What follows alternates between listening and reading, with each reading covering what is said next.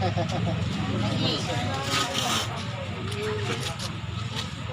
bagus sekali ini apa tuh?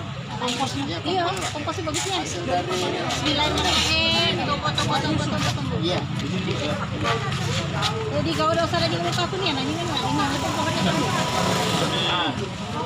Kan melesnya nih, itu melesnya kecil-kecil.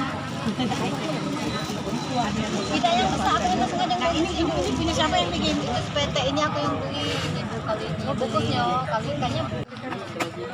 Mana ibu-ibu PKK-nya? Dari ibu kakaknya Bu. Ini apa? Cerita gua beliau ini. Nah. Apa siapa namanya nih? Sampahnya apa? Pecah tapis Lampung ini bawah nih. Songket kita ya. Palembang. Terima kasih Bapak. Oh, botol susu plastik ya. Iya. Minta empat DPD ini dukung, kalau tidak ibu-dewean apa-apa. Tapi kalau ibu juga barang apa-apa juga. Jadi kapan-kapan kita bertemu Bu. Kami akan istilahnya seluruh tokoh-tokoh masyarakat kita ada audiensi dengan ibu dulu di DPD sini. Kapan waktunya kita audiensi. Kita atur bagaimana penyelesaiannya. Tolong Pak ya Pak. Dengan mudah bisa PP dengan cepat karena ada infrastruktur jalan tol. Otomatis rata-rata mereka hengkang pada hari Jumat sore, Sabtu, Minggu, mereka hengkang ke Lampung. Padahal untuk aspek wisata sendiri kita di Lahat, Muara Enim, kita juga sebenarnya Palembang banyak potensi.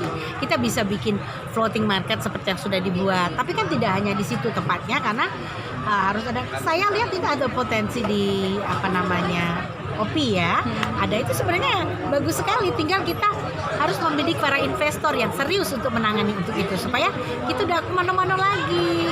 Sekedar untuk nalau bening-bening banyak itu sebenarnya. Cuman nggak apa-apa lah. Saya tetap punya asa, punya harapan. Oke lah, mungkin masyarakat Sumatera Selatan sebagian besar belum pernah lihat laut, ya nggak? Saya berbesar hati di situ saja, tetapi dengan harapan bahwa ini sudah kita mulai berkompetisi, ya berkompetisi artinya aset wisata yang ada di kita ini sudah harus mulai kita kembangkan dan kita harus membidik para investor yang ada kaitannya dengan aset wisata di sini. Terus Bu, dengan kebijakan pemerintah sendiri, pemerintah Kota Palembang, apakah tidak ada ketersinggungan?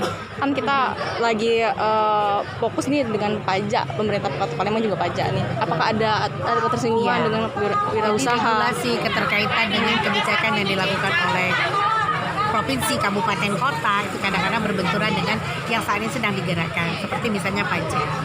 Harus ada mapping keterkaitan dengan level pendapatan atau level usaha yang baru dibuat oleh masyarakat. Tadi Ibu sudah menjelaskan UMKM, usaha mikro. Memang masyarakat sudah harus diberdayakan dengan kepatuhan mereka, dengan kewajiban mereka. Tetapi boleh dikatakan saya juga mencerap aspirasi keterkaitan dengan orang yang baru mulai usaha, terutama ultra mikro yang modalnya hanya kecil. Kalau sudah dibebankan dengan bla bla bla bla, itu membuat mereka